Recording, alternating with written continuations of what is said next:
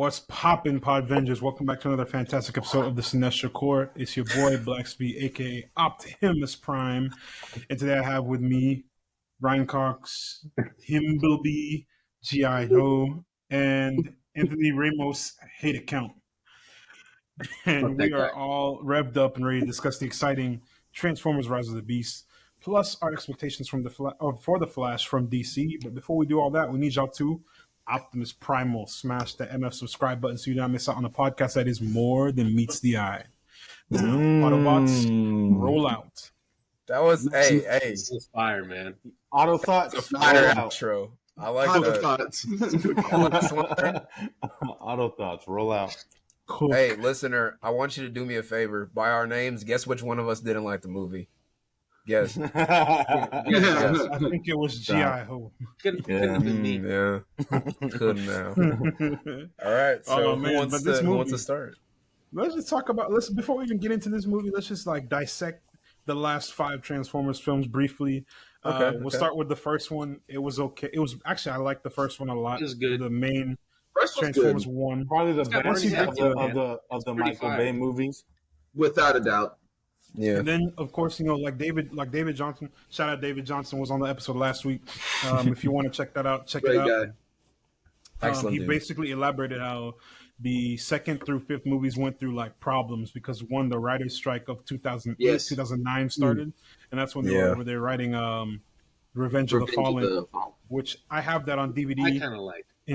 I like that second one. I think that was pretty good. I think it's tolerable. It was stupid, but it's tolerable. Then you have the third one, which tried to get back to form. I thought it was pretty cool, mostly. Then we introduced Marky Mark in the 4th one, and that's where it just went. Just went to shit.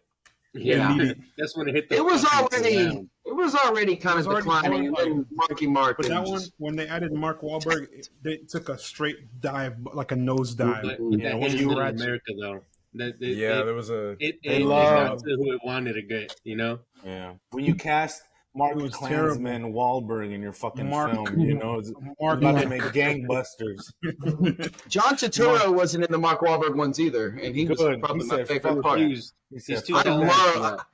was one of my favorite parts of those movies. John Turturro said, "Nah, I'm too ethnic for this shit." He said, He said, "I'm about to get hate crimes." This is what he said. You meet my boy Carmine Falcone. Hey. Yeah. So I think just in general, just to the Big Lebowski. To summarize, I think we can just say that for the most part, the Michael Bay movies are dog shit. There's probably one good one. You might find things you enjoy in the other ones. There might be some CGI for its day was good. Sure, that's true. And they're fun. I guess CGI and the sound. Yeah, they lose kind of sight of what they want to do come the 3rd and 4th movies, and they just go off the rails. And I think they started off crazy. They started off the way this movie ended. The whole robots versus robots thing. That's where they began with that, and then just became whatever. And I was like, all right, yeah. As someone, I was like, I don't care anymore. I was about to get into talking about this movie, but we haven't gotten into that yet. So let's. We about to cut. I think we next. Start. We're shifting gears. Is that a See what I did there? Nice. Is that a Lone Star, Maurice? Sure You drink about Lone Stars? Fuck around. At all costs. Fuck around. Gerardo got me into him. Fucking thief. Good. Ain't no way. They're the best. That's a real Texan beer right there, goddamn. That's right. Lone That's Star, right, please, brother. Please Sponsor this pod. Sponsor the pod, Lone Please. Star. Lone Star, we fucking Yeah. love Episode is Send us a 12 unofficially pack. Maybe not Lone Star. Modelo, maybe, but not Lone Star. Boom. Modelo's are better than Lone Stars. Anyways, we digress. Yeah. Let's not digress. Go. Let's go back. So with only I can say that. with Rise of the Beast, with Rise of the Beast, we got back to we got a continuation of basically the Bumblebee timeline. Mm-hmm. I like that they really. Oh, go ahead. Sorry, I was gonna say, I was like, that is a question I was gonna pose, and I was gonna ask. I have not seen Bumblebee, and being someone who has not seen Bumblebee, does this follow Yes. to that movie pretty well, pretty accurately. Like, because sometimes the people, studios and filmmakers like to just shoehorn in something. They're like, "Oh, hey, Bumblebee did pretty good. It was pretty well received. Let's like make another Transformers movie and then kind of shoehorn in the fact that it's a sequel, kind of like a spiritual sequel to Bumblebee, and we'll see how it goes." Because having not seen Bumblebee, it does feel like they were just like, "Oh yeah, remember when that first movie happened?" Yeah, and then they just kind of moved along. Do you care if there's a slight spoiler for the Bumblebee movie since you haven't seen it? No, I don't care. Go for it. So at the very end of the movie, Bumblebee says bye to Charlie Watson, played by Haley Stein. Dang, I can't talk. Spider Gwen. At least Bumblebee says bye on her name. He drives off on the Golden Gate Bridge, and then he gets met by Optimus Prime. The version of Optimus Prime we see in this movie, the G1. He's met by Optimus Prime. G1 truck. Mm-hmm. Yeah. Because first he was a Beetle, then he transformed to he shifted to the Camaro that we see in the movie, and at the end of the movie. Optimus. Okay. So we knew the sequel was coming. We just didn't know how they're going to go about it. Yeah, the first 15 minutes of that Bumblebee movie are like a G1 lover's like dream. Absolutely. It is unbelievable. It's all the Cybertron stuff, right? It's all on Cybertron, and they're all G1. My favorite part of that movie.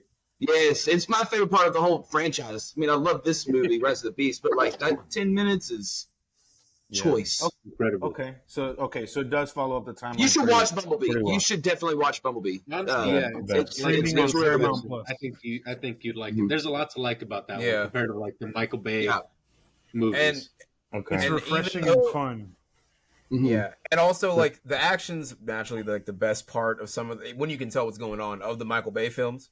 And if you're a fan of like immaculate hands and like villains getting exactly what they have coming to them, you are going to enjoy this.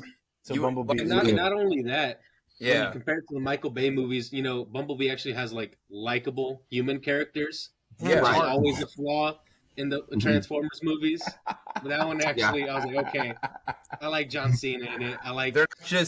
I like the other people too. Like, so I was like, okay, I like them. Yeah, but you spend a fair amount of time with the meat bags. You have to not hate them.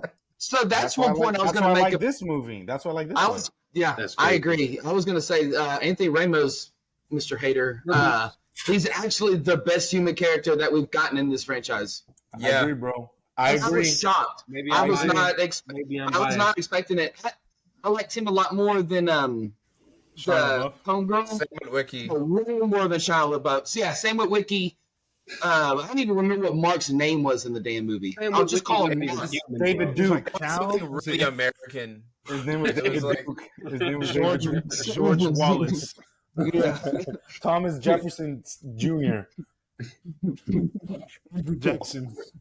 I think they kept the human thing to like a minimum. Like it was really just the two of them. I think that's a good place to start, Graham. Yeah, is the human characters. I think like Gerardo had mentioned earlier that we do spend an awful lot of time with the human characters, and they are oftentimes kind of like the heart of these movies, right? Because it's hard. I mean, even though you can like Optimus Prime and like Bumblebee and like all these cool ass robots, at the end of the day, they're still fucking CGI animated robots on screen, right? So you do need good human characters in order to have an emotional human connection with that'll propel you through. Yeah, that'll propel you through the rest of the plot, so you can see the big giant monsters fight, big giant robots fight. Sorry, and I do think that this movie did a really good job. I think both. Not Shia LaBeouf. Ooh, my bad. Both Anthony Ramos and oh my gosh, I am blanking on her name. I am so. I can't think of it. She was in Swarm. I never Dominic Fishback. Dominic Fishback. Yes. I think they're both phenomenal actors, and I think there wasn't an awful lot of chemistry between them. So it was very strange. The slightly hinted like romance. When he ran over to her. And he like her dad, and I was like, "What are you doing? Like, where did this come from? Like, that's like your coworker." I was like, "That's what I thought was happening." I didn't know that. Right. Like, I thought they kind of had like a somewhat like a beef almost. Like, he was trying to steal his her work pretty much, and then out of nowhere he's like curious and worried about her and shit. My girlfriend literally laughed when that happened. She was like I did too. What the hell? I was like, what? She was like, it's just that was weird. She's like, I don't get it. She's like, why'd he do that? We're watching it. Like I freshly saw this movie right about like probably like 10 minutes before we started recording. Right, I had been watching it very legally and 1000% paid for with my friends in Discord, and while I was watching it, hard. Yes, while I was watching it through these alleged means that you cannot prove, I decided that I was going to enjoy this up until that point. Because I really was looking at it like, I really don't like human characters at all involved with my Transformer stuff. I understand you need like a tangible character of an actual human form, right? That's non-CGI. To keep the people who aren't there for seeing giant robots interested, to attract something, you know, to keep people grounded to the story. I understand that, but I don't like them being in it. That being said, I kind of bought their whole dynamic the whole time because she was just going about her job. He roped her into to this like terrible fucking save the world ass situation that she didn't sign up for. All she wanted to do was just dust off the shiny thing like she's done for all of her life, right? Yeah. So they were kind of bickering back and forth, right? They had this trauma bond, and I would have assumed friends out of that, but it wasn't really like any visible connection I could see. The platonic, them being in a platonic relationship or friendship with each other worked a lot better. Yeah, they're homies. They definitely were. Yeah, they were just homies.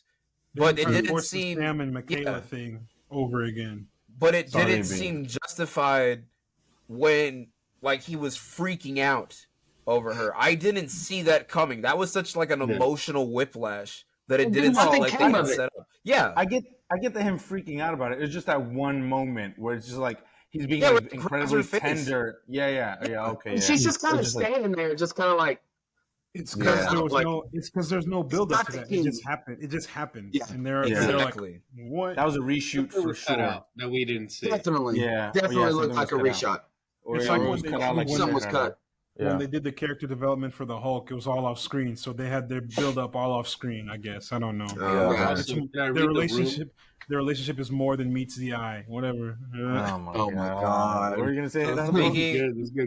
Speaking of more than meets the eye, let's not talk about the boring humans any longer. Let's focus on what really matters. Humans I want to go. Okay, go ahead, Anthony Ramos. How did y'all feel about?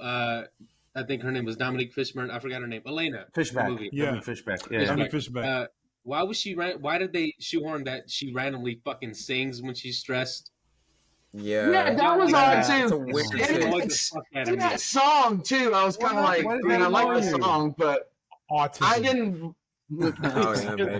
Yeah, probably. As an autistic man, not officially diagnosed because I'm not rich.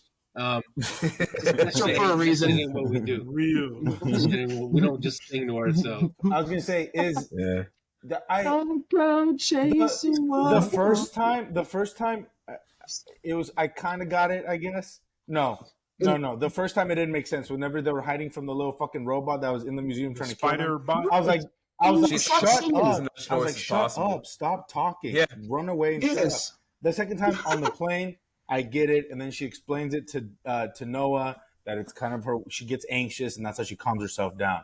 Okay, cool, I understand. On the plane, it made sense. When they were getting chased by a fucking killer robot, that did not. And you're trying to be stealthy and hide, and be quiet and shit. But let me start singing Waterfalls real quick. I just think it's bad writing. They didn't think about her character. Was minus good. I don't blame the actress. It's I agree for sure. Yeah, because even their dialogue was really like it felt really choppy. Stilted.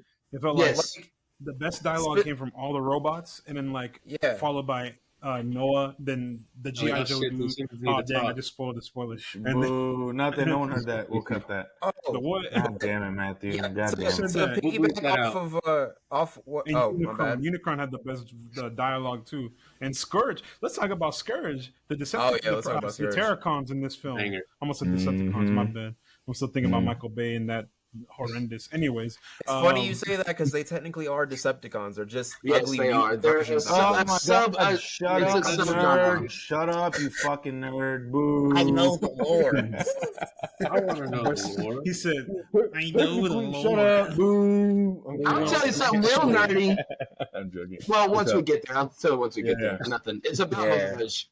I think just let me just start off by saying that overall, in general, I think the voice acting was very good. Absolutely. I think oftentimes stand out of the movie for sure. Yeah, I think all the voice actors were phenomenal. Obviously, Peter Cullen, we already know, but you have people like Pete Davidson in there, Liza Koshy. You have fucking Oscar winner Michelle Yeoh, baby. Let's go. Peter Dinklage. Christopher Fernandez. I think everybody was just really good. They all understood. Someone did Unicron. It was great. Coleman Domingo, the GOAT. Yeah. It was just a really well put together. Oh, sorry. I was just gonna say it's a really well put together vocal cast, kind of like the Spider-Verse that we just saw last week. Pete Davidson. Yes, voice acting. Yeah, Sleeper. Let's talk about Sleeper. Yeah. Pete Davidson. Surprised the fuck out of me. I was genuinely pleased. I want to see him in more Transformers films going forward. I looked up the cast while y'all were talking about the voice acting, and I thought the whole film that Peter Cullen was both the voice of Primal and Prime because because the Prime, the Maximals are usually like an alternate timeline version of the Autobots, like a past descendant from the future. Really? Yeah. So I thought, they were playing on that doppelganger aspect by having him voice both, just with different cadences. But no, that's fucking Hellboy. That's Rob. It was great. Himself. Wow. Himself. Incredible. I really liked how they did the Maximal story. Like, I thought it was pretty close to. I watched Beast Wars when I was a kid. Like, that was my shit. Same. And I thought, like, the way that they actually acknowledged that they are from the future, and like got sent back however many years, and now the Prime and them are seeing them after being on Earth for so many centuries. I thought it was pretty fucking spot on. I did not catch that. That they time travel in space. Yeah. So in the show, they have it's called the Ark, the ship that they crashed on. They're getting chased, and then they kind of can't use the Ark because they used it in the Michael Bay movies and completely butchered that concept of what that was. Yeah, so awful. Instead, which I found was pretty cool. It's a reboot. Why can't they use it again? Just it's gonna come back. It'll probably come back in 3 movies or something like that. Yeah. Like they'll probably go deeper into their lore. Like once we meet more Maximals, or the actual Predacons. Like since you guys know the lore and you guys know the story, is it a good adaptation of that story? Yes. Because it's pretty good. It's pretty good for the first time of seeing the Maximals on a screen since Beast Wars, like way back in the fucking day. And to be able to see it like as a fully grown ass man who pays bills and hates his existence compared to a fresh eyed kid, this was good. This was really good. It was faithful to the characters that they you, assuming I didn't hate my existence back then as well. So, boy, just like it was. They even had like little Easter eggs. Like for instance, there's a Maximal that they didn't put in the film. Oh yeah, they had Scorponaut, and they also had there's a Maximal that doesn't appear in the film, but he's a part of Beast Wars. He's like a really campy character. His name's Rat Trap. And I was just about to fucking say Rat Trap. His name's made up, man. That shit ain't real. It is. And his catchphrase that he says almost every fucking episode is "We're all gonna die." And Wheelchair says that in the fucking movie right before they're about to go to the battle. And I remember I was just sitting here in my chair. I was like, "You sons of bitches, you did it." What's the one in the show? He was a Maximal and a Predacon, and then switched over to the Maximals, and he's got the damn a skinny sword. I want to see him. Somebody else. I need to see him next. Damn, what is his name? I don't know who you're thinking of. I know it's not Prowl though, but my mind is trying to say Prowl. Dino. As someone who's pretty negative to the Transformers movies as a whole, I think as someone who comes at it like as a casual fan who didn't really watch the show growing up or the shows or like play with the toys or anything. I was pretty far removed from that as a kid. But just like as a movie fan and like a blockbuster movie fan and fandom fan and all that kind of stuff, I think that they like it's not the best script. Obviously, we know that's not what we're gonna get. Entirely but I think fair. Yeah. But I think they pulled everything else off like relatively well. Like I said, regardless of how you feel about the human characters, I thought the actors were good. Like you can't sit there and be like the acting was terrible because it wasn't. It was good for what they had for the dog shit writing that they were dealt. You know, I thought it was kind of funny. The jokes were sitting in a green room for the whole time. I'm sure exactly literally looking at nothing. You mean especially acting against tennis balls is very hard. So I thought they did a pretty good job. And I think the action set pieces, which is what most people go to these movies to see, I think that final fight were fire, dude. They were really good. The CGI was really good. I think the Transformers looked really good. The soundtrack. I know we're not talking about that. When Bumblebee comes in to fucking LL Cool J and they play "Mama Said Knock You Out," bro, my pants. Bro, back up to whenever the fight started, and it was Optimus leading them into the charge. I was like, "This is what I was waiting for." My man did the speech. Remember in the second Transformers, whenever it was him versus the 5 Decepticons. He said, "I'll take you all on." I was like, I stood up in my seat. I was like, "Let's go!" That's exactly how I stood in the theater. I was like, "Let's go!" When he maximized. Like running and he was like, that shit went hard. See, that shit was hard. I was like, that whole sequence of the Maximals going into their transformed forms, right? Their full maximized forms. I questioned the whole movie. I was like, why are they just in their maximal form? Why are they just in their because why are they just in their animal form? Yeah, for people like me, because when they were going to that battle, I was like, what the fuck is Cheetah gonna do? And then exactly. And then Primal said, "Maximals maximize." That's it. Let's go. The Cheetah dude was badass, bro. His Cheetah is that man. He is that man. Tim Jones. They're all sick. Rhinox is a bad motherfucker too. Rhinox is crazy. That was cool. It was cool. Bro, and that's the thing. I think a good fandom movie does exactly what we're all excited about. It's like casual fans like me and Gerardo, right? And then we have actual fans of like the source material on the show, like Matt, Graham, and AZ. I think when we can go watch something and all be like, dude, that was kind of good. Like I enjoyed it. I had a good time for the most part, and you can walk away with a positive experience or more positive takeaways than negative takeaways. I think that's a good fandom movie because you satisfied.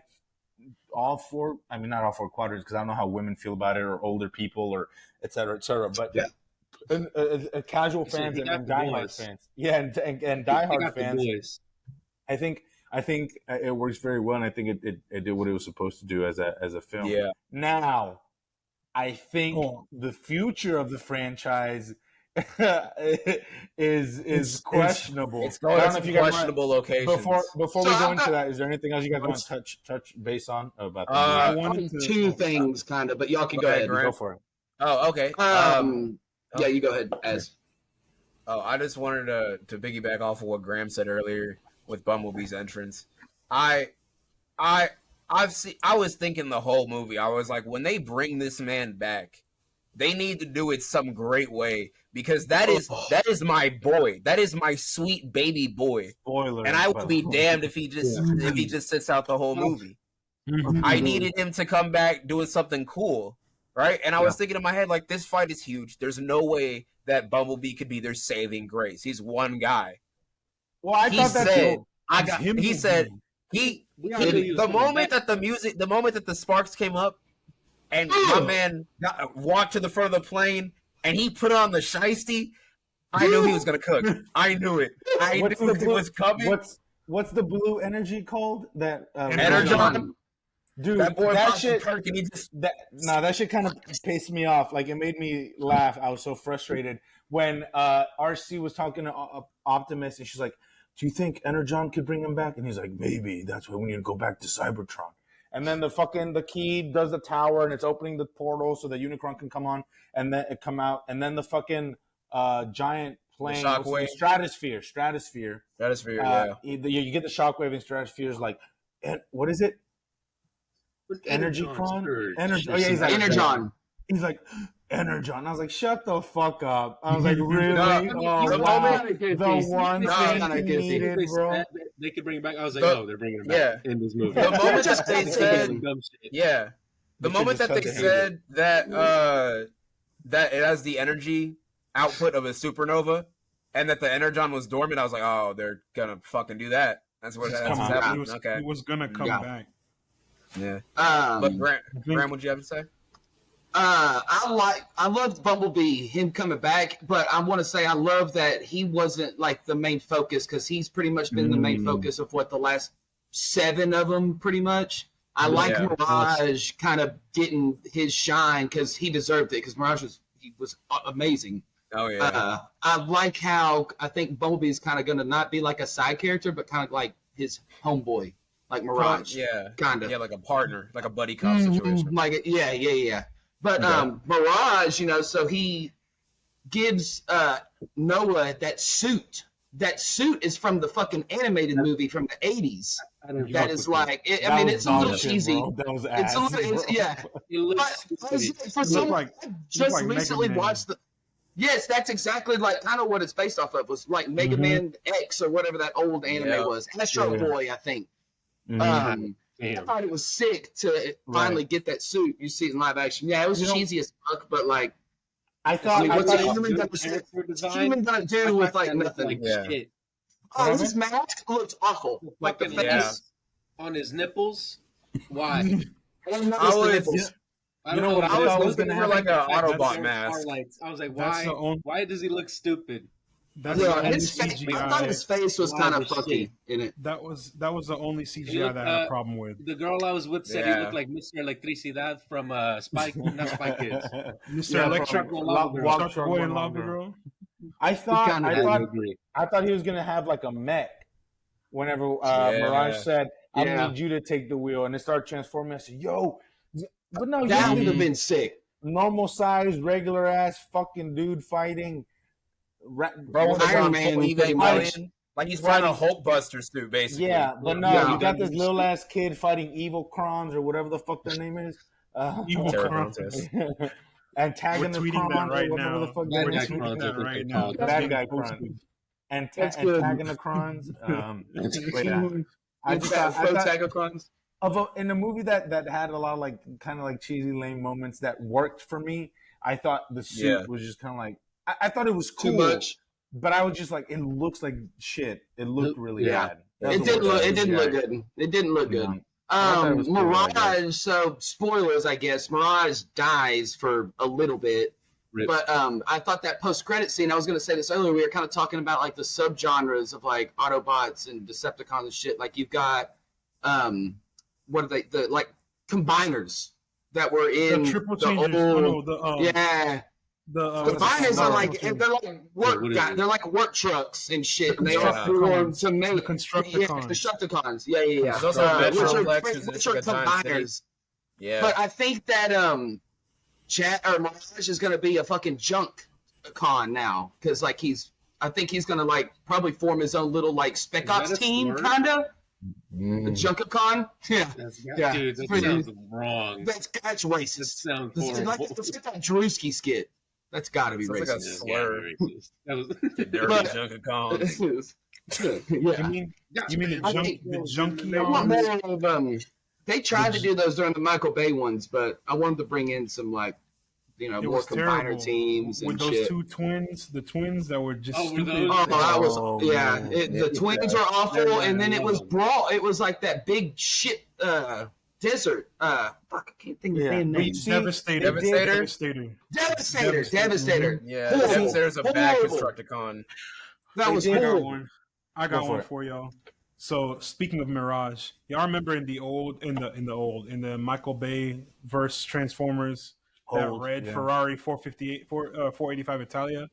Yeah, that was Mirage too.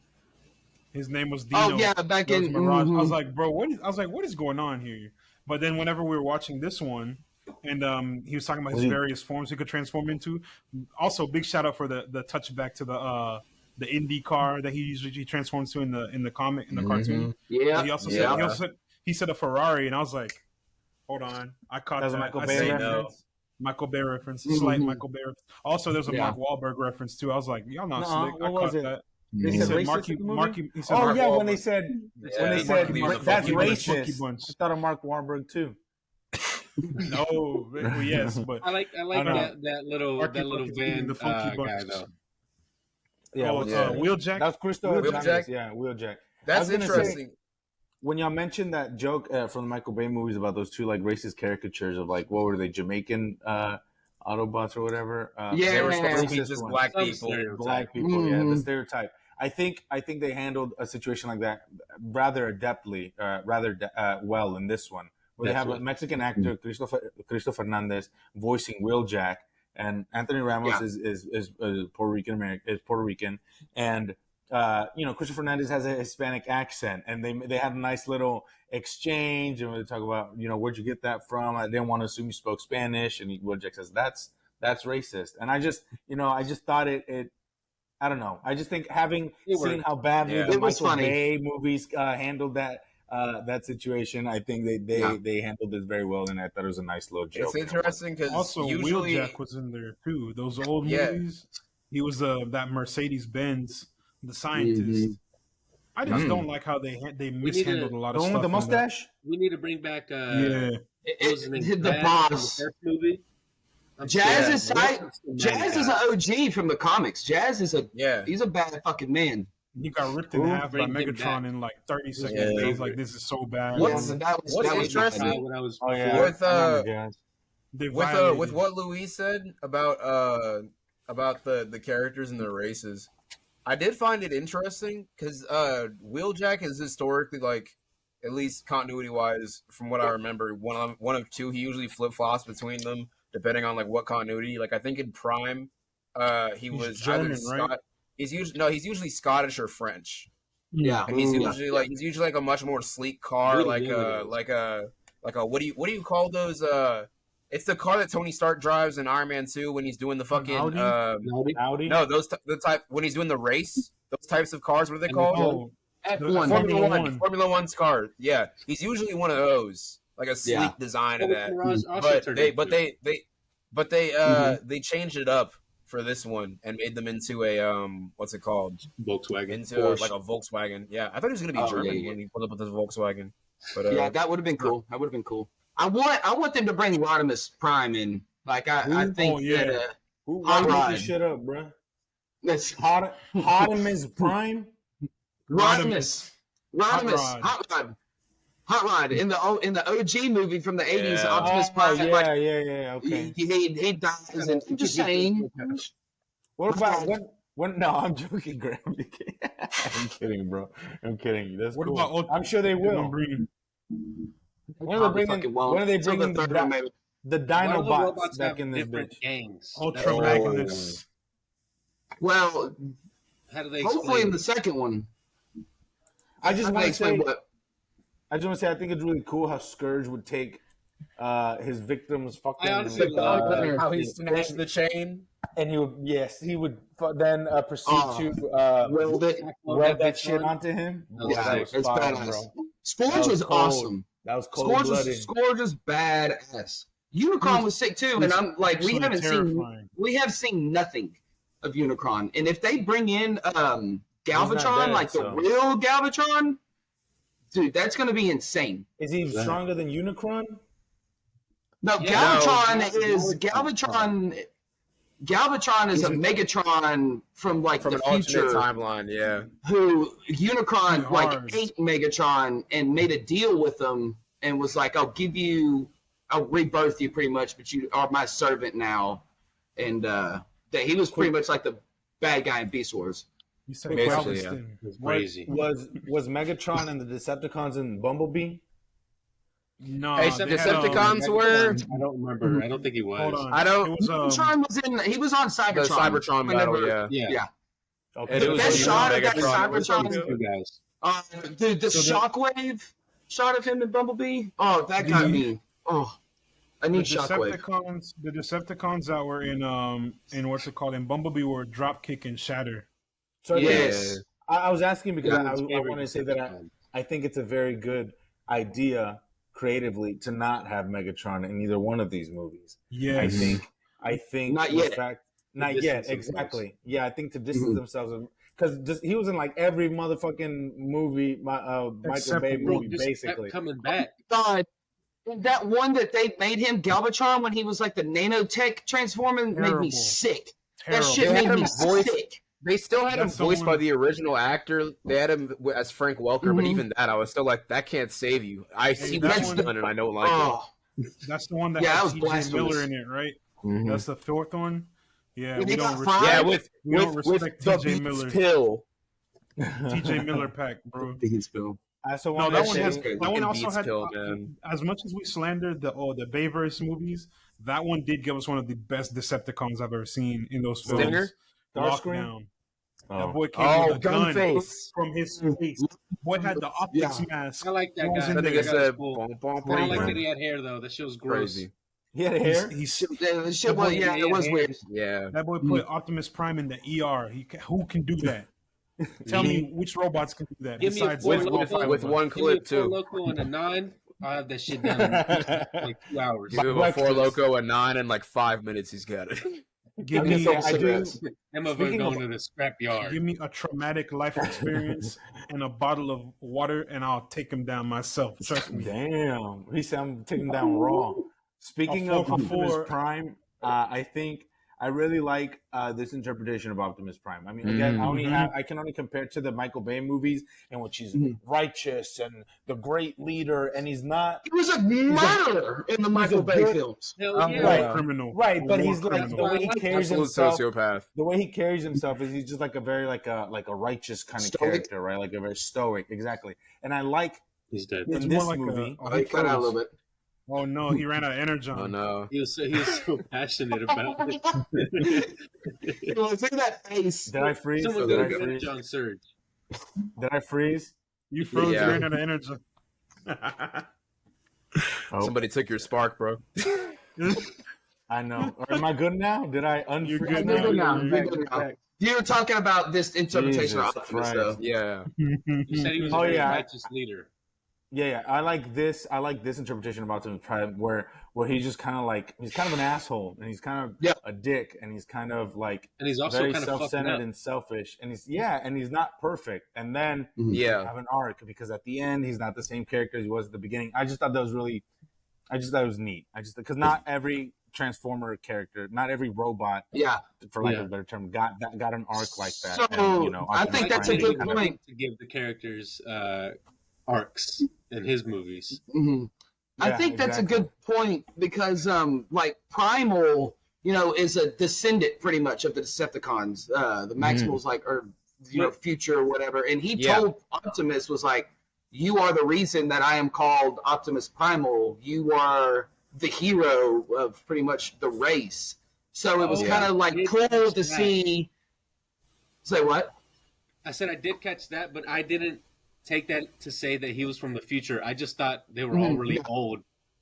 Remember when Ares said we are from your future and from your past? Mm-hmm. That's what she's talking about. Being from the future. I did not catch that shit, bro. Yeah. Okay. That's kind of something that doesn't make it like blatant, I guess. But explaining it is the problem. I thought it was cool that I just thought it was cool that Prime learned from Primal. Yeah. I was thinking it had to do with. Oh, go ahead, Graham. No, that was it. Oh, I was thinking like, how does that work exactly? And maybe it's like time dilation, like from their planet to there. So, from my understanding, and this is all speculation. I'm not an official energon scientist, transformologist. Yeah.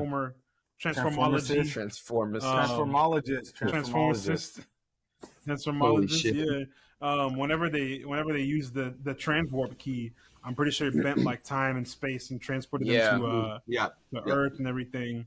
But sure, okay. In the past, so that's the That's the past aspect before they got but there. They're in the future, but it took them to the past. Yeah. Pre Bumblebee movie, so they've been here. Exactly. They've been here. Wait, since the, so that's like the past the element. second movie. Think of how like in the second movie that the pyramids had the what's gonna call it? Dang, I'm forgetting the machine's name again. Oh, when it drags it back in there in on Earth. Mm-hmm. So like there's a time travel-y aspect to this film. Not to get too like into the shit, but if Unicron and Scourge, well, if Unicron and Scourge were from the same time as the Maximals, which are from the future, and they took the time, whatever the fuck warp key, and went back to the past, how did Scourge then find them in the past? It said that it would happen in the script, dumbass. That makes, if it's time traveling, that makes no sense. Yeah. That makes no sense. I think Unicron himself also has some kind of like time traveling capability. Why the fuck does he need the key? It's because didn't he's too big to fit into the portal. The way that Unicron works in the comics is that the reason why he was made was to destroy the planet of the Cybertronians because there was some alien race out there that was like, I don't like you guys. You guys are kind of dicks. Yeah, the Quintessons, right? So he was created to destroy them. Unicron is the size of a planet, and that's not exactly something that you can contain. So in the comics, they banished him to just like a void, like a nothingness fucking void where he lives, right? So basically, it's like in order for him to send, essentially, right? And so the way that it works is like, think of it like this, right? You have two doors, one with a lock and one without, right? And you're trapped in that room, right? And you're with a bunch of, let's say, tiny mice, right? These tiny mice are able to fit through that tiny door, and you can send them out. You can tell these mice to like do this, do that, blah blah blah blah blah blah blah. But the only way to unlock your big door so you can get out is with a key. That's what the Terracons were for. That was their whole thing. They just needed a door to get his fat ass through, basically. So Unicron can send other alien robots through time and space? He's basically omnipotent, dude. He's a fucking hoss. Like, Unicron is not to be fucked with. They say he's a god, but again, they didn't establish any of this shit. He's virtually a god. They bring up Primus, which Primus is Cybertron.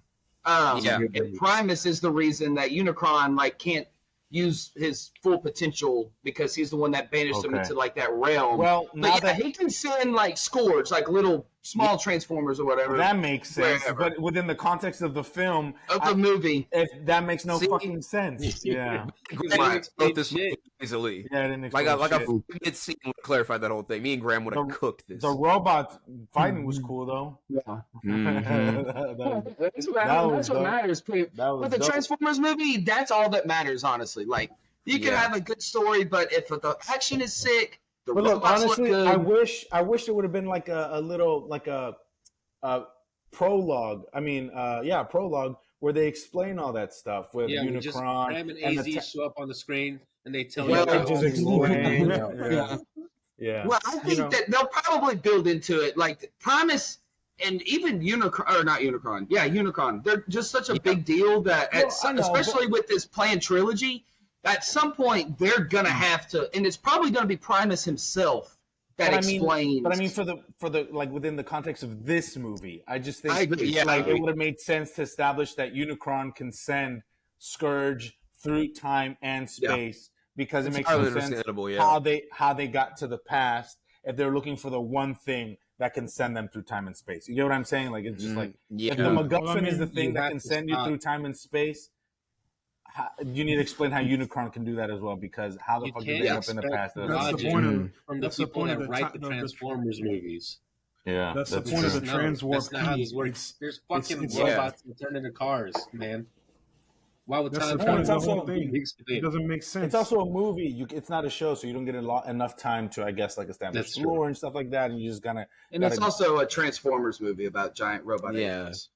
No, I get it. It's cool. I like it. I'm just saying that the lore somehow you put regular car pieces into a broken Transformer, and it becomes a regular Transformer again. I'm just saying that the lore is cool. And I would have liked to have learned more about it as a casual fan. It would have been really cool to learn all this stuff that that I did that the movie that I watched did not fucking explain to me. But entirely understandable. I totally get it. I agree. I'm glad we have our mentors here to explain it. That was a huge call to me. Let's talk about the future of Transformers. We've already established that the lack thereof. No. Lack thereof. Before we do speculation, though, let's everybody give our ratings. Oh yeah, ratings. Who wants to start?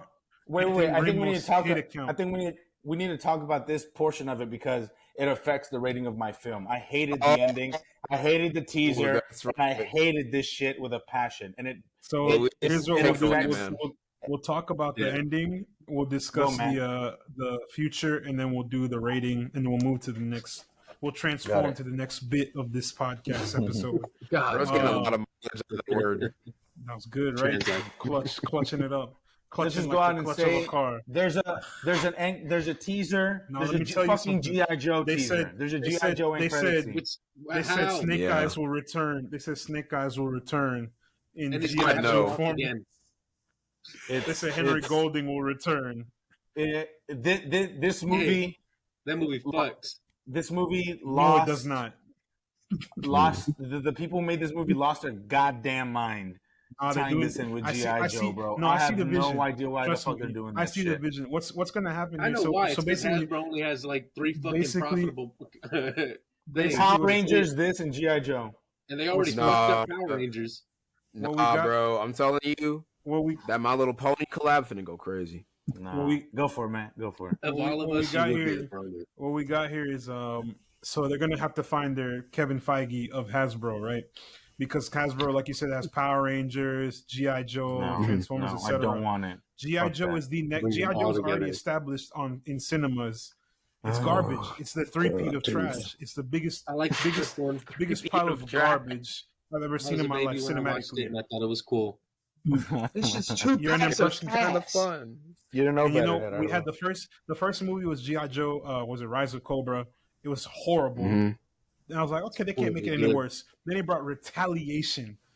Horrible. I was like, this is Retaliate these fucking nuts. This movie sucks balls. They're going to reboot it, and they're going to bring back a good, solid G.I. Joe storyline, a cohesive storyline, make things make sense. I was completely wrong. I'm sorry. I've been misled. I've been led astray. I was hoodwinked, swindled, bamboozled, you name it.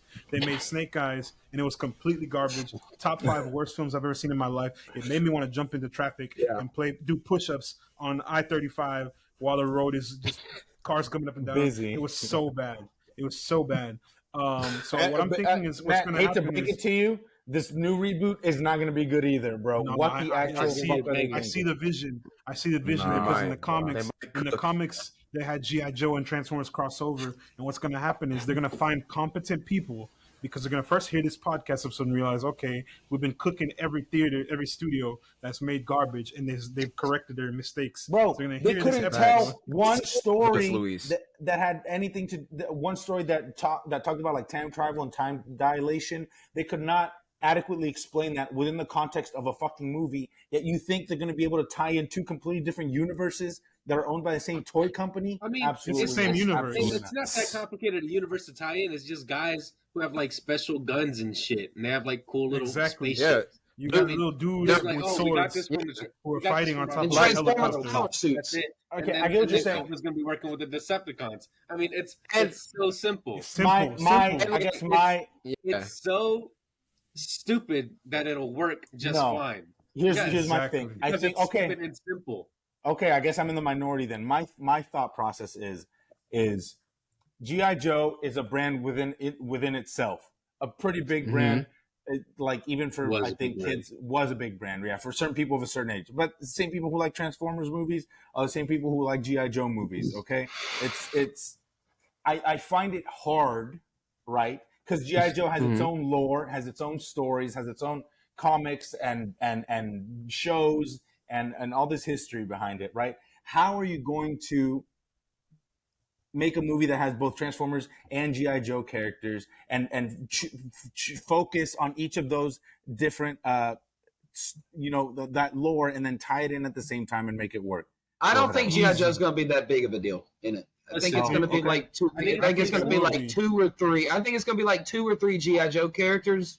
And the director came out and did an interview with like THR Variety and said that it was like these are still going to be Transformers movies. You might just have Duke and Snake Eyes pop up, and then like you know what I mean. Holding, and you have to give Snake Eyes the mouth again because people loved it. Yeah, you gotta let him talk and take his helmet off. Yeah, it's definitely like the studio being like, hey, we're gonna put these 2 big ass brands together, no matter if it's good or bad. We're going to do this because we can. Why not? That's why. I guess that's why it bothers me because it's like y'all didn't have to do this. You could have made a GI Joe movie and it would have been perfect. Like if you would have made it like I know, but think about it. Like if you were focused on the same things, just make something fun. Snake Eyes came out in 2018 or was it 2020? 2021. Dude, nobody even knows. I don't know. No, whenever it came out, it was too recent. Older than that. It's 2021 because it came out too recently for them to just throw another G.I. Joe film out. They have to go do this correctly if they're going to combine with Transformers. You can't just make a G.I. Joe film and be like, all right, cool. Because they have to undo the mistakes with Snake Eyes and those 2 abysmal films that they released back to back that make my head hurt, makes me have to go to therapy because that movie was so horrible. They're going to have to go redo that mistake and then come back and combine it with Transformers because I don't know. I just cannot see them continuing that particular timeline. That even Snake Eyes is supposed to be a rebooted timeline too. That's crazy part. And they rebooted it into trash. They rebooted it into garbage. Arguably the worst series of films I've ever seen in my life. I would say to speak to like, you know, the crowd of people who say, you know, it might be a little bit too much to put into a movie. You have G.I. Joe and Transformers.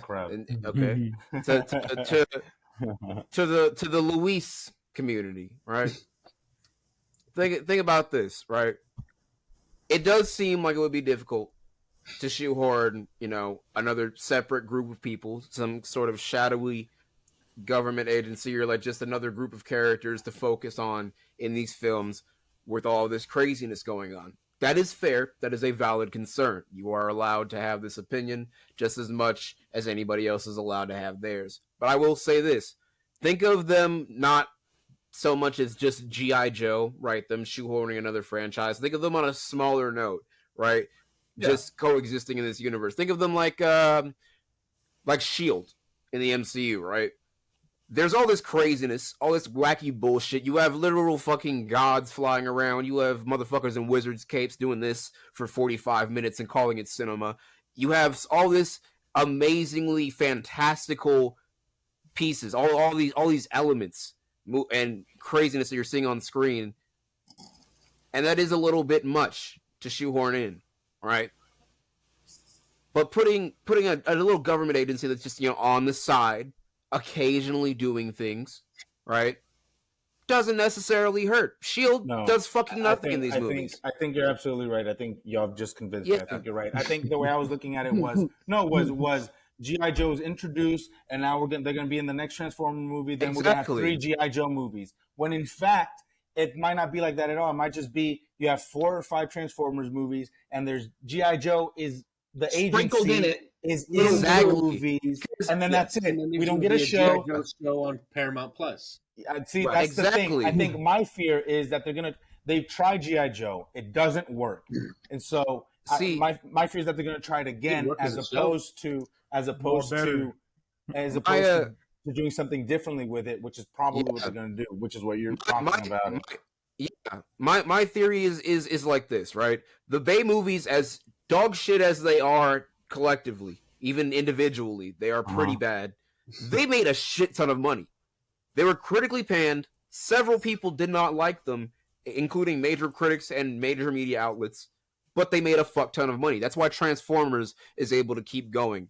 G.I. Joe bombed. Snake Eyes being the absolute Hiroshima Nagasaki 1-2 punch to the entire franchise. That's crazy because he's in Japan for the movie. Damn. Yeah, I was about to say. But overall, there was no way. Jokes about it. Why'd they get bombed? Hey, cut that shit out, man. But cut it out. Cut it out. I ain't cutting shit out. We need that cut out.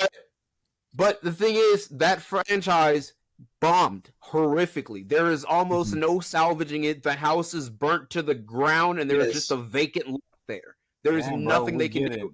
We get it. They have to piggyback it. Yeah. So they have to piggyback it off of something, and they know people aren't going to go for an entire G.I. Joe movie because we remember the taste Snake Eyes left in our mouths. Also, so great, we're just not going to have that. Yeah, and I think it's going to probably put them in there. And plus, they're also like mainly focusing on more, you know, of the Autobot action and putting less and less human characters in it.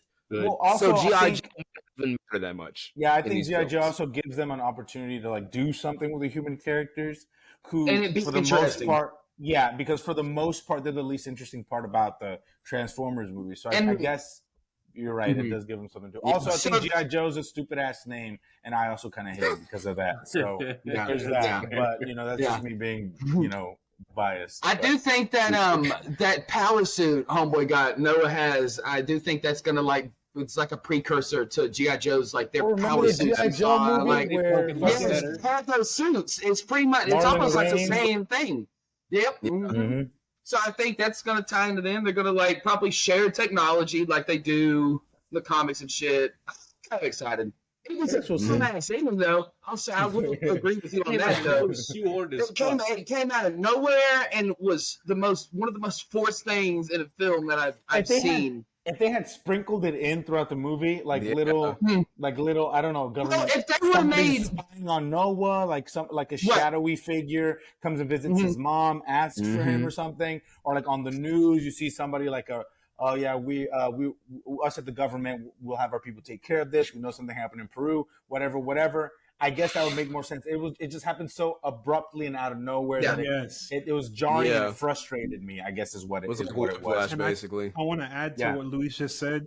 They should have done exactly that, done it the way they did S.H.I.E.L.D. in the Marvel Cinematic Universe and have them pop up over time. Have them like 2 movies down the line and be like, hey, we've been, you know, that guy, Agent Burke, he'd be like, you know, Diaz, I've been watching you for a long time and your partnership with the robots and blah, blah, blah, blah, blah. Or necessarily 2 movies. They could have done it in this one, but just, like, I don't know. Spaced out throughout the film. How mention it like, at all, bro. It came out of fucking nowhere, dog. It was just like... bro. I think they should have made it kind of like establish it in the Bumblebee movie. With John Cena's character and that group of cops, that could have been a fucking sect of G.I. Joe or maybe like a scout and make John Cena, I mean, his guy, I don't even remember what his name is. It's not Duke. Make John Cena Duke, and then at the end of this movie, whenever he opens up the warehouse with nothing in it, there's like a half-built jet or whatever the hell that was, John Cena walk out and be like, oh, I have some familiarity with Transformers. You know, and that kind of connects it a little bit, but something. Something. Or in Bumblebee. They could have introduced it in Bumblebee. Was he Agent Smith? Right. Who was he in? He was Agent Smith, right? That's his name? John Cena? Probably. I can't remember his name. Something like that. Luke Smith, maybe? Luke Smith, maybe? He's one of the Torettos, isn't he? Oh, my God. Boo. Burns, Agent Burns is John Cena's guy. Also, we had heard that there's like that there's a tie-in at the end of the movie. Like there's speculation and reviews and rumors and stuff like that. And the moment I saw Anthony Ramos's Noah his suit at the final battle, I said it's G.I. fucking G.I. Joe. And then I was pissed for the rest of the movie. And then until we got the fucking end credit scene, I said, yeah, of course it was that G.I. Joe ass suit. And so, those were the moment started running, it clicked for me. I was like, "Oh God, they're not. Please don't. Please." He did look like Mega Man though. And where's the Mega Man live action movie? He said, "Please don't do that." Never happened. The Metroid movie. They're gonna butcher that. Metroid movie. No. I would take a Metroid movie. They did the hand blaster pretty cool. They'd fuck it up, man. I know. They'd fuck it up. They'd make so badly. They'd make Samus a guy. It would still be cool. Yeah, fuck. Yeah, man. Oh, Oh, God. God. They call him Sam. They'd call him make Sam. him Too many women main characters now in fucking suits. They'd Protecting our gas. They'd make him a man of color. Oh God! They'd There be like, you "Listen, go. we There didn't you make a go. woman, but at least they're black." Yeah, exactly. Yeah, exactly. You can't complain about it because And you're it's kinda racist. like fucking Terry Crews. Oh my God! Oh my God! Terry Don't let Watch Mark it. Wahlberg. The Rock. No, it would be The Rock. I would never. Yeah. I would delete all my Cinemark account, Rock, everything. the I shut blackest actor down in Hollywood. I would delete my existence. The Rock, yeah, the only black actor in Hollywood, The Rock. All right, ratings. So what's everyone's ratings? We'll start with Anthony Ramos' Give it a 9. hate account. Graham said 9.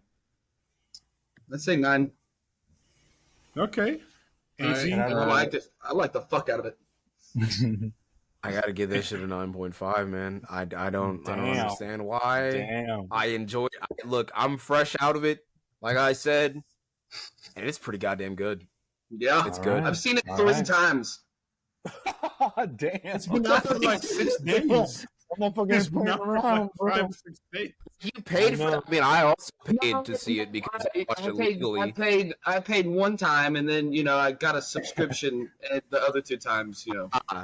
Yes, just sat- I also he paid just- the subscription. It's He not just even sat in out the of streaming theater. services He yet. stayed in the theater and watched the next showing Shut up, right after. Luis. Yeah, exactly. He sat in the back corner. Mhm. I spun the block on the same theater. Yes. I'll Luis, give it what's your rating? I'm being slightly hyperbolic here, but I'll give it an 8. I'll give it an 8 only because G.I. Joe. I would have given it like an 8.5, but G.I. Joe pissed me off so fucking much. I bumped it down to an 8 because that shit I probably would have gave it a 10 if the G.I. Joe would have been in it. fucking annoying ass fucking random Guess ass what? fucking reveal, bro. And you know, for Snatch my 0.5. did we mention this on record that I thought it was going to be like a King Kong or Godzilla tie-in? Godzilla. Yeah. But I'm glad it wasn't. I'm glad it wasn't. Yeah, to A be Pacific honest. Rim tie-in would have been cool, low-key. Yes, thank you. Sensational. Listen, so we were talking about Power Rangers before. Yeah, my bad. Power Rangers and Pacific Rim were supposed to. Let Anthony Ramos hate account do his rating real quick, and we'll dive into Gonna give it a 4. speculations. It was low. It's low. It's like a 5.5 for me. I didn't. Get out of here! Damn, That bro, is- you're Y'all are So giving just this like- the same rating as fucking Guardians 3. for what it Yeah. is. It's good. It's good for No, what it not is. for what it is. Fuck Yes. this movie. Bro, No. you're expecting a gourmet meal, and this is the chicken tenders of cinema. And chicken tenders go hard. Chicken tenders go hard. Listen, you know? I heard it was Yes. good. I went in with high expectations, and it was dog shit whenever it wasn't action. So I didn't fuck with it. So Dog I'm giving shit. it a half good You went in rating. there Man. with high No expectations. I told Yeah, you gotta that's rewatch what I'm all. saying. You gotta You rewatch should know all the better. other Transformers movies first before you see this. I So your watched expectations Bumblebee, are which I ground really liked, zero. and I said, Also- "Oh, this is a continuation. It must be good." It wasn't. to me, Quantumania is personally. dog shit. This was not bad. Exactly. This was Here good. he goes again with Quantum Look, Mania. okay. It Let me was adjust my bad. rating. I do think maybe I gave it a little too much. I give it like a 7.5. 7.5. I mean, is my That's final. exactly my I would rating. say, My yeah, rating for a was a movie 7.5. about a. Yeah. 7.5. If It's you're- pretty if 70. If you're we're watching not being it- biased, yeah, sure. Not a If you're- 5 though. That's crazy. That's Fine. low. It was not a lot. That's for me to low. like. I The get new it. Fast watching and human Furious characters I is a didn't like. 5. The The writing new was Fast dog and Furious shit. is a 3. Why don't you like Anthony Ramos's character? Huh? Yeah. Because I You don't don't like fuck Anthony with him. Ramos. Fuck Anthony Ramos. That's why. So you want me to make something up? You want me to pretend it's about his acting? No, he's a pretty good actor. Fuck that guy. That's why. Because he said his name weird at the Oscars, and that fucking That's hurts me. the only That's reason. why. Literally. That is the That's only literally the fucking only reason. reason. If you Because want it's strange. to meet with me and watch the beef, okay. I'm still gonna hate him. It's so funny, bro. Because you like a lot of stuff. I mean, you love Hamilton, and you're just like, I I love like it. him. I forgive him in Hamilton. Yeah. Whenever He I came watch out- him, I'm like, okay. Presented one time at the Oscars and said his name a certain way, and now you hate him. It's so weird. Why did he say it like that? What Why? about you, Matt? What do you give the movie? Did you give it a rating? 7.5. Yeah, Nice. 7.5. I was saying, in It's terms good. of like, it's really good, like watchable popcorn film. The reason why I gave it 7.5 is only because like I felt like the pacing was kind of weird for a little bit, and then the dialogues what dragged it down for me.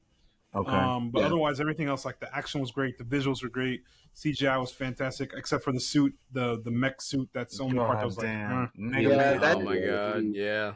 But everything else was fantastic to me, especially like I said, I rewatched all the other Transformers, and I was like, okay, I'm going in there with very low expectations. Bumblebee is like way up here, and then the other like 5 are like down here. Basically, if they Rise could of the just Beast give is these like somewhere closer to Bumblebee right now for me. If they can give these scripts, like these movies, like just like a little bit more time, like with the scripts, like multiple passes, but just like just make it coherent, you know, like just make it make sense. And like exposition is okay, guys. Like you can explain stuff, right? And like make it like make sense, and just give us less cringy dialogue and focus a little bit more on the humans. We're golden, less random singing. We're good.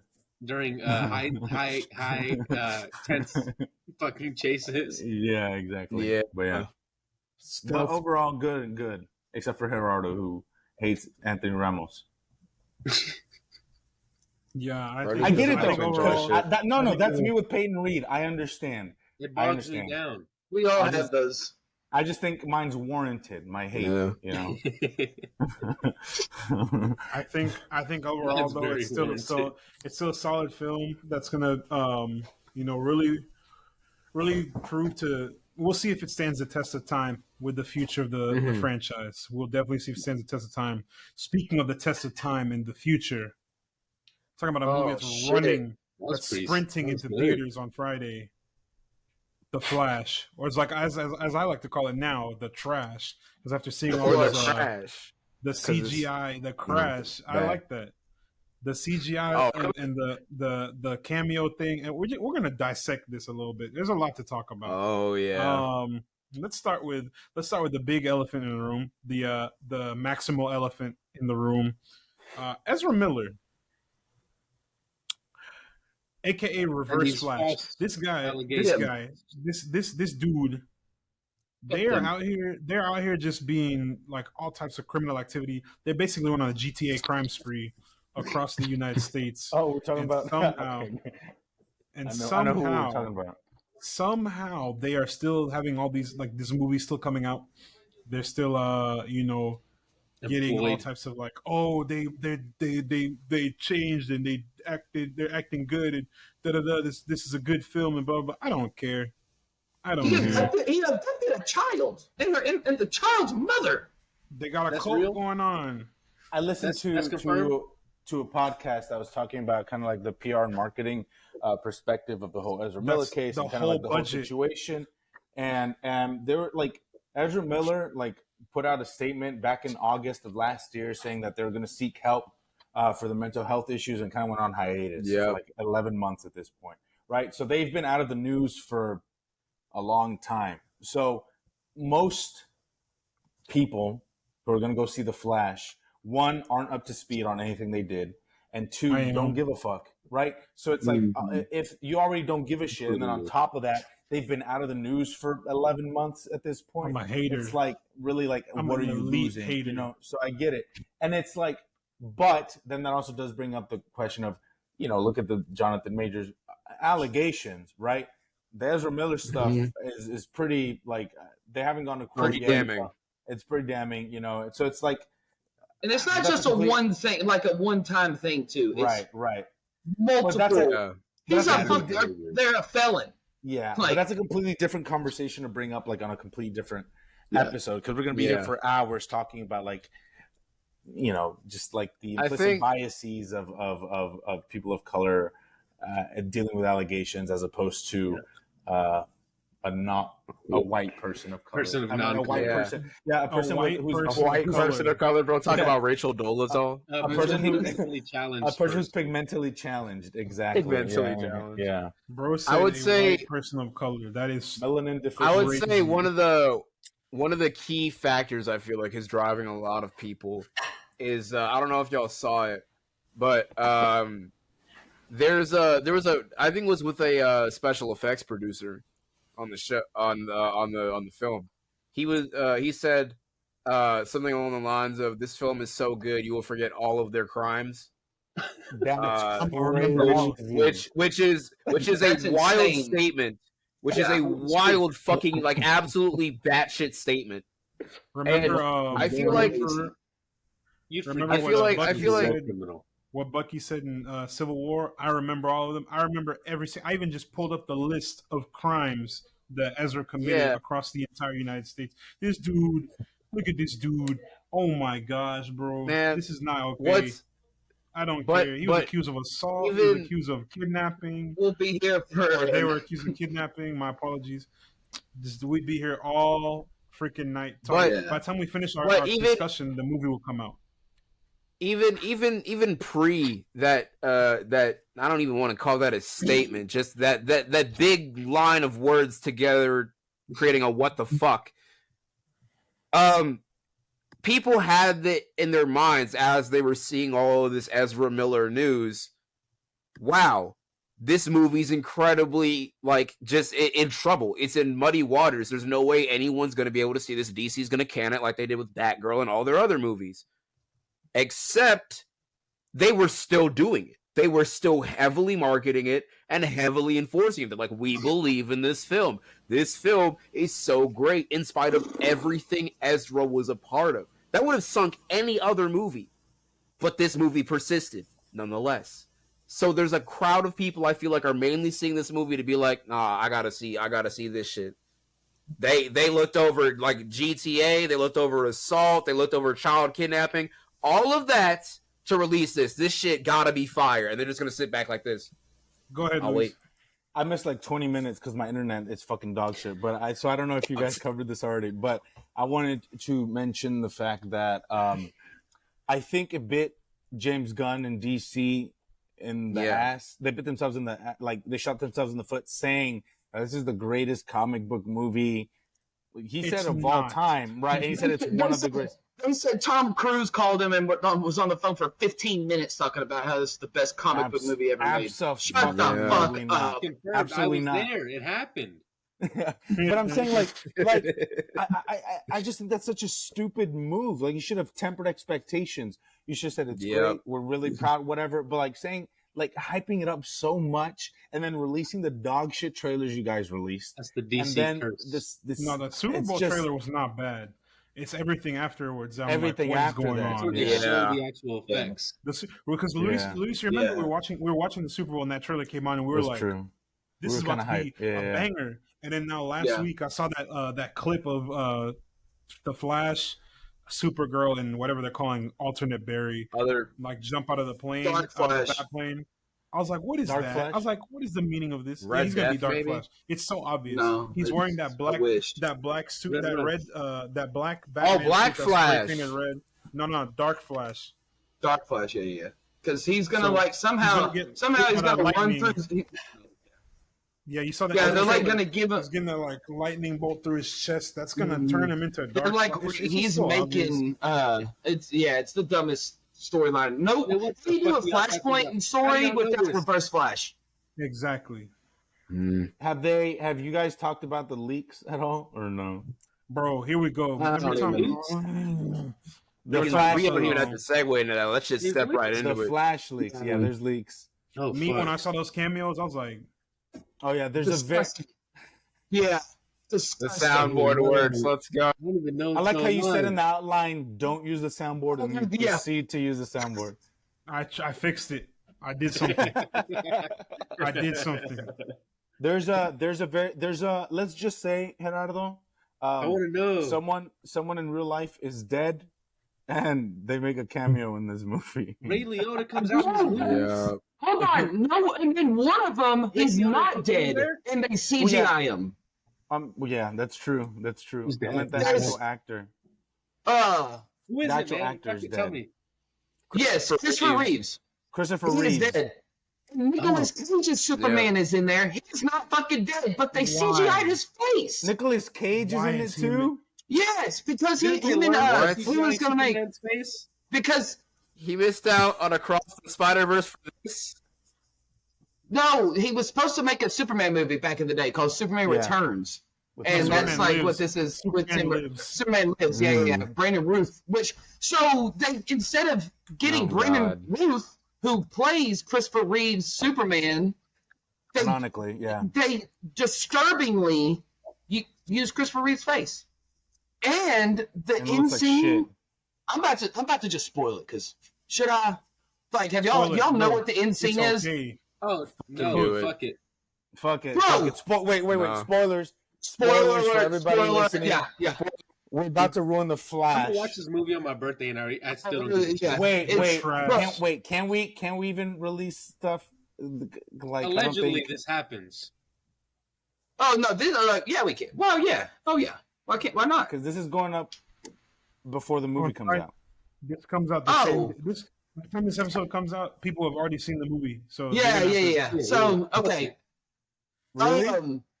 Yeah. On Friday. Yeah. This is the dumbest shit.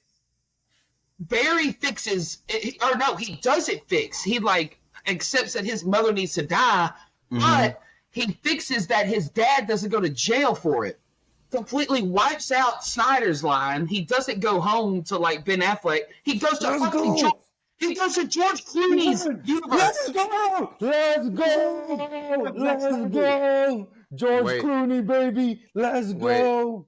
Wait, I completely missed it. I had to You missed here to recap. I had to refresh. Tell him, Graham. Ezra, Barry decides his mom needs to die, but he stops his dad from going to jail, which is a repercussion. So fuck. He wipes out Snyder's timeline. He doesn't go back to Ben Affleck's universe where he's originally from. He goes to fucking George Clooney's universe as Batman. He looks up, and it's George Clooney as Bruce, and he's like, "You're not Batman." And they're in a crowded place, and Bruce is like, "What the fuck, man?" Let's go, bro. And then George redemption arc, baby. George's Bruce. Batman redemption arc. Let's fucking go. Shit rom-coms with Julia Roberts. Let's go, baby. I feel like all these cameos are a weak attempt to be like Spider-Verse. That's exactly what it is. It's exactly what it is. Every single thing in DC's the WB's DC history, and just have it matched up. But they conveniently left out two of the best. That's what the director said. They left out two of the best actors in their respective portrayals: Grant Gustin's The Flash, and and Christian. I'll go three. Christian John Bale. Wesley shit. 4. John Wesley shit. Christian Bale, Grant Gustin, and Brandon Routh, because those Heath four. Ledger. Okay. Linda Carter. The Heath Ledger one would have had people burning down that theater. Oh my god! Yeah, they would have CGI'd Heath Ledger. Are you kidding? Oh my god! I would have walked straight into Andy Muschietti's office and WB's office and been like, just bro, what is that? I was gonna say, you know what this feels like? It feels like DC is trying to cover all their bases. We could go with any Batman moving forward. We could go with any version, any timeline, and figure it out. They're like, because this gives us literally limitless opportunities, limitless possibilities. We get rid of Zack Snyder's DC. We're done. That's over. Ben Affleck's not coming back. Gal Gadot. That's all done. We can move forward. If we want to reuse the old Batman, like literally old Batman, then we can. And if not, we can move forward. Yeah, or we can move with it too. They fucking CGI Adam West in there. Fuck. And they have the Jay Garrick who played Zoom in the Flash show. But no Grant Gustin. Teddy Sears. No Grant Gustin. All I'm hearing, they did have. I'm gonna get to see cool new Batman. And John Wesley shit. And I don't got to see Joe Manganiello's dog shit fucking Deathstroke. I don't have to see Jesse Eisenberg anymore. Let's go. Thank God. They should have taken a chance to bring Justice League. No, it's dog shit. Let Snyderverse die. This is gonna be dog shit too. But we get the other one is dead too. So fuck and we get the goat back, George motherfucking Clooney's Batman. He better have Let's fucking go. Let's go, baby. Shut up. He ain't back. He's not back. He ain't back, baby. Thank you, Matt. What you mean? What you mean? You just said he's back. You want delusion? Well, he is, but he's done. He will never be Batman again. We're not seeing those I'm hearing two things. Exactly you said what's gonna happen. You said Look, he's bro, back. Sounds to me I feel he's like back. Even though he's in the film, I feel like there is going to be no situation outside of like a small cameo or a joke that outside of those two, we will not see those two fucking diamond cutters on his bat suit chest ever again. Because it's holy little Batman. The bat nipples are terrible. I'd rather bat nipples than a balding fucking Bruce Wayne. Get that shit way the fuck out of here, Vegeta hairline ass Michael Keaton. Look, it's ridiculous, bro. He's not Bruce fucking Wayne, dog. Bro. Bruce Wayne is like suave and sexy and charismatic. He's Bruce Wayne from from '89. He's Bruce Wayne. From an incel universe. Get the fuck out of here. Absolutely not. Bruce Wayne with no pussy. George Clooney sexy, bro. That's Bruce Wayne, baby. Okay, they gave him suit bat nipples. It's anatomically correct. In that movie, nothing to do with the bat nipples. He was dog shit. Bro, a Batman credit card? Come on, bro. That's kind of hard. Too good, baby. Not a single fiber of your being. Okay, not a single fiber of your being is serious. Mr. Freeze's suit was fucking terrible. I love that movie. It's sad. I love that movie. It's sad because he's being dead fucking serious. I fucking love that movie. He's not out there like me. Wait, remove your finger real quick. Yeah, move your finger. Yeah, I can't see the whole picture. Can you flip it over too? I need to see the whole picture real quick. I can't appreciate the art. I can't appreciate the art. Someone's gonna figure it out. Someone's gonna go frame by frame, be like image enhance. Bank account. Hey, whoever tries it, good luck. There ain't nothing on there worth taking. So you're gonna be taking dust and imagination. You might as well. They're gonna leave money in your account because they feel bad for you. You might as well go. Like, damn, bro. Damn. Yeah, let me bless this Tuesday real quick. Yeah, let me make this guy day. This is rough. You might as well. They're gonna be like, trying to steal. You might as well go ahead and get like the Speed Force and run back in time to when I had my old job, and then take the money because there's nothing on there now. You taking air. Good luck. So what are we saying? Are we hyped for the Flash? Fuck no. My Except hype, for George Clooney. My hype was high whenever we watched the first trailer, Luis, in the Super Bowl. Me too. And then my hype has completely disappeared over these last 4 or 5 months. That's crazy. My hype has died. Everything It looks like a PlayStation 2 video game. It does. The boy has PS2 graphics from like GTA 4, GTA 3. Why? Look like Officer Tenpenny. Terrible. Yeah. Terrible. Because I'm still seeing my wife, the new Superwoman. Sasha Calle. Sasha Calle. He is fine. The man speaks the truth. My hype was horrible as Supergirl. She's not. Can't be worse than Henry Cavill. Hold on. Bitch. From what we saw in the trailer, it seems so flat. Her line delivery seems flat. Like I'm talking flat soda. Oh, because Henry's a fantastic actor. I didn't say that. Remember, I must have missed the memo. I missed the memo when Henry Cavill was a great actor. Remember his line delivery. Henry Cavill. I've been shitting on Man of Steel. Yeah, you've been wrong, motherfucker. I'm talking about him in just in the Snyder movies. Him and everything else is fine. Him in what's it called? Yeah. In Mission Impossible 6, Witcher, The Witcher. I'm like, that's Uncle, solid. The Witcher was great. But when The Witcher. His Geralt is pretty fun. He's got to deal with Snyder's fucking scripts. Of course, it's dog shit. He was like, "Don't play games with me, General." I was like, "This is so dry, bro." Ben Affleck did it. Chicken in the North Houston. I almost said South Houston. No, you're Jared Leto chicken did it. in North Houston. Like, what is this? So who decided this? Jared Leto did what? I'm trying to get off of this. Holy shit. Graham, you're the number one. You're the number one Snyderverse defender. What are you talking about? Holy fuck.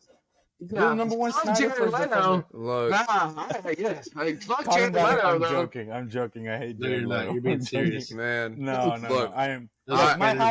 My hype was high when the Super Bowl trailer came out. Yeah. Trailers came out. The rest of the trailers and information came out. Yeah. Hype was rock bottom. I heard George Clooney, the GOAT back. Hype all the way the fuck up again. Let's go to the moon. To the moon. To Mars, baby. To Mars, baby. We in this bitch. That CGI. We in this bitch. That CGI in that one clip where they were landing on the battlefield, and then the other one. First of all, Barry's suit looks so like bad. Looks like shit. It's alternate Barry. It's I never liked the live action. It suit. Hurts. No, the best suit that was in live action was in like season 2 of The Flash. Season 1 and season 2. Yes. When he finally got the white emblem, that was like perfect. Then they took though. His velvet John Wesley Ships. I like the fucking velvet suit. That one's good. I think that's fucking sick. But then you have like this one to get right, honestly. Because what it is, especially live action. The Flash did pretty good, dude. The show, The Flash. Yeah, the show suits. The show it's the one I like the most, but I just don't like the live action suits. I think they need to give him the yellow gloves. The Flash suit doesn't lend itself very well to live action. Mm-hmm. So I'm just like, don't let Zack Snyder direct your shit, and you'd probably get better suits. Snyder's Flash suit was garbage. One of the worst things I've ever seen in my life. I'll say the suits, astronaut material, the spaceship material. Oh yeah, the original one, astronaut material, awful. I'll say as far as like the suit goes, I think as far as it goes for like trying to emulate his New 52 look with all the busy lightning. I think that's kind of nice. The slight visor, like the yellow glint that it has over the eyes, so it doesn't get like bits of debris in his face, right? Because that's weird. They had the chin. Yeah, that's it. That's the one portion where I'm like, and then put something there that looks weird. The way it looks when the camera like kind of like when he was on the earpiece, like no, it looks so strange. It looks like what are you doing? What is happening? But because they were probably off kidnapping people and couldn't be there to shoot the scene, so they had to CGI their ass. No, it makes sense. That's not even their body too. They couldn't pay their handlers. The animators. The animators. The handlers is crazy. This Ezra's just a sleeper agent. Have fun. This isn't Marvel, bro. So what's our rating? Oh, what's our hype rating for this so far? My hype was like really, really high, right? When I started finding out more and more news about it. I was like, oh shit, I thought this was going to be bad. It's going to be good. A lot of people were like, oh, they're doing Flashpoint as the very first Flash film. There's other good Flash stories. I agree. But about go back. Flashpoint is probably the best one for at least Barry Allen, right? Yeah. So to start with it, good. Also, it's been done on the Flash TV show like 5 different times, so everyone's really familiar with it in their minds. So to start with, this was a good move. And then Ezra started doing crazy shit. And then, like, more and more leaks started popping up of, like, things that were in the movie and the special doing effects. Crazy shit. He just started getting caught on camera doing shit. Yeah, they doing shit. Yeah, they had been caught for a while. Caught. Yeah. But yeah, all that aside, like, we started learning more and more about what was in the film, right? We started seeing clips surface online, including the one that they released freely, no gun to their head, of that final battle with Zod and the 3 main characters, and Jesus Christ, that run-up animation is fucking dog shit. Oh. But when they slid on the get it out. But now, man, now I'm the level of excited. Like at first, I was like, oh yeah, good ass day, right? It's gonna be a beautiful fucking film now in cinema. Now I'm excited to see this in the same way that you would to see like a 10-car pileup, but all the cars are clown cars. I'm waiting to watch this hilarious tragedy. I need to see for my eyes how grisly and stupid this is gonna look. I need to know. So I'll put it this way. I'm like high negative hype. I'm like about the same, but for an entirely different reason. I was much more excited for Fast X than this. That's saying God. That's saying crazy. something. Because my hype, like you said, my hype started out way up here, and as things have progressed, it's just gotten lower and lower and lower. I saw that. To the point where I'm like, bruh, like I can't do it, bro. Fast X had more hype than this because they really sold that trailer. The movie was garbage. It was still garbage, but they sold that trailer. I was like, okay, fair. I see it. I see the vision. And here, I just don't see the vision. I'm not seeing it. They better hopefully that Andy Muschietti and DC can prove us wrong. because I'm not sold yet. Bitch, I'm they're not quite not. sold. Plot twist, they're not going to. They got 2 days. They got 3 days. No, 2 days to prove us wrong. I don't When see this it. comes up, they got no days. So. Oh no. So it's just, I don't know. I was gonna make a little pun or a little what's it called, transition, talking about run to the theater to go see this. Casually walk to the theater to go see this movie. In fact, just see it on HBO Max in November when it comes out. Don't save your money. No, Honestly. it'll come out in a fucking week after it comes out in theaters. Well, if you think about how long it took the Shazam 2 to get on HBO Max, that movie came out in March, and it's out there now. Insane. So it's going to be like a couple, 3 months before it comes out in Asia. It depends on how, I don't know. Just personally, I'm going to go see it for free with my Cinemark credit. So I don't feel like paying for that movie. I don't know. I can't contribute to the box office on this film. Overwhelmingly negative. I think think I can be great. More. I can be Tom Cruise called me negative. personally on the phone. He said, "Hey man, this movie fucks. This movie fucks, and you need to watch it 3 times." And I think that's what I'm gonna do. And no one can stop me because I'm gonna watch it for free. So fuck them. Okay, all right. I'm hyped. So I'm gonna give it a good 7.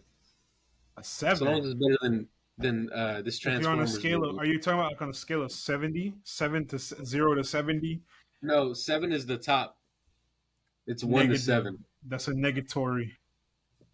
I'm hyped. Oh no, I'm not hyped. 10 out of 10 hype. Goat back, baby. Let's go. I'm 10 out of 10 not hyped. Absolutely not. 10 out of 10. Yeah, I agree. I can't wait for next week's episode. Next week we will hopefully be joined by David Johnson so we can really cook about the Flash movie. I think that's going to be an exciting episode because like we have the Flash, we also have we're also going to be talking about Secret Invasion that should be dropping that week. I'm excited. Oh shit, that is next Tuesday. It's going to be a good week. Ooh. Okay. They people said the first 2 episodes are pretty fucking good, so I'm hyped up for it. My wife is in it. My wife's in it. They said it's like the Star Wars Andor or like Marvel's Andor kind of. Let's go. Did David see? He saw the Flash in advance. Yeah. Oh, bro, that's crazy. This man really saw it. Said that was so trash. He's like, bro, I gotta get on that episode, bro. I gotta talk about this. I need people to see. That's how you know it's bad. Oh my god, this gotta be dog shit. He saw Spider-Verse with the early screening. He saw Transformers with the early screening. I think he saw the Flash. And he told me that he told me to see Spider-Verse. Like the day he saw it, he texted me like, "Bro, you need to see Spider-Verse." I was like, "I'm gonna see it." Same thing with Transformers. Then the Flash, I haven't texted him about it yet, but last week was like he wants to be on the episode. It's like, yeah, this is gonna be a good one. We're about to go off.